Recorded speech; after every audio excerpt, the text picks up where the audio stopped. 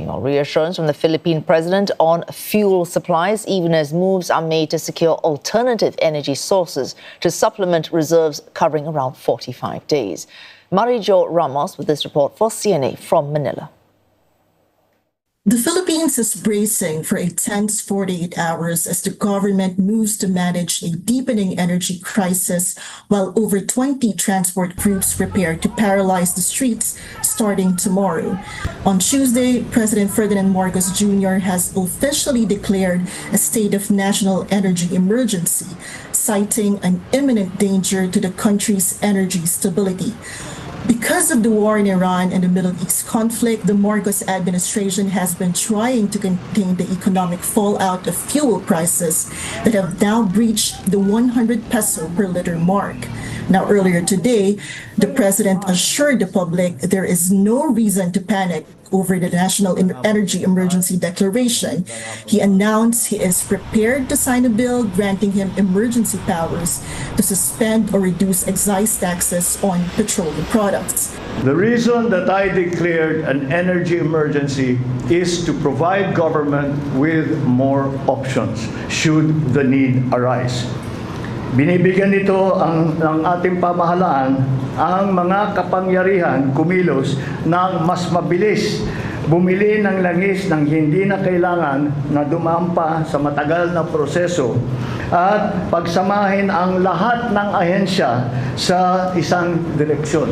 And to address supply fears, the president also assured the nation that the current 45-day fuel buffer is being bolstered by the procurement of an additional 1 million barrels of oil.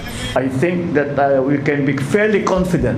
We can be confident that after the 45 days, we will still have already arrived here in the Philippines. We will have already a flow of oil, not just one delivery, not just two deliveries, but a flow of petroleum and petroleum-related products. The administration is also aggressively pursuing alternative energy sources, including exploratory talks with Russia and working with Washington to secure waivers to purchase oil from U.S.-sanctioned countries like Iran and Venezuela. Now, tomorrow, the No to Oil Price Hike Coalition, which includes groups like Piston, Manila, and thousands of ride-hailing drivers, will launch a 2-day transport strike.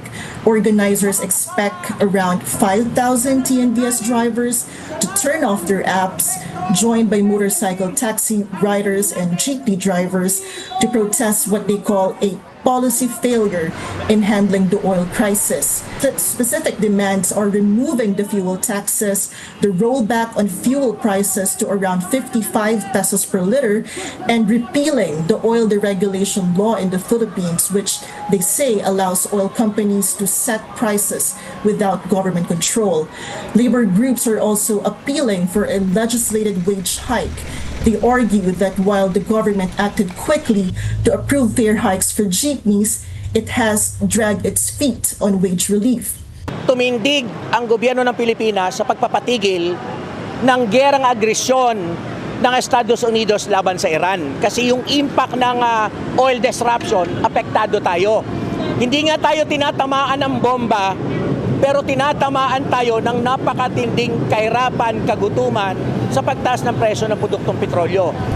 The Metropolitan Manila Development Authority also earlier said it is already on high alert, and as the president urges the public not to panic, labor groups maintain that their trust is on the line as the strike begins at midnight.